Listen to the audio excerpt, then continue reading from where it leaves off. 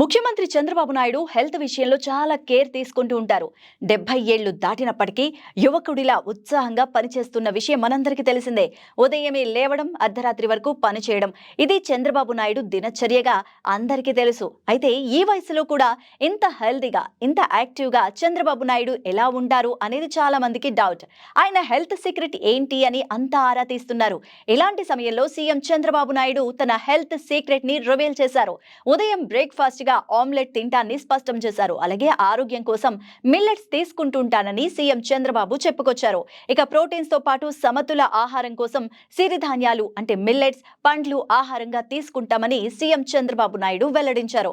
ఇక ఎన్టీఆర్ రాకతో అందుబాటులోకి బియ్యం ఇవ్వకపోతే దివంగత ముఖ్యమంత్రి ఎన్టీ రామారావు అధికారంలోకి వచ్చిన తర్వాతే రాష్ట్ర ప్రజలకు బియ్యం అందుబాటులోకి వచ్చాయని కూడా అప్పటి కాలాన్ని గుర్తు చేసుకున్నారు. ఇక అంతకుముందు చాలా ప్రాంతాల్లో ప్రజలు జొన్నలు, రాగులు వంటి వాటిని ప్రధాన ఆహారంగా తీసుకునేవారని కూడా చంద్రబాబు నాయుడు గుర్తు చేసుకున్నారు. మారుతున్న కాలానికి అనుగుణంగా ప్రజల ఆహారపు అలవాట్లు కూడా గణనీయంగా మారుతున్నాయని వెల్లడించారు సీఎం చంద్రబాబు.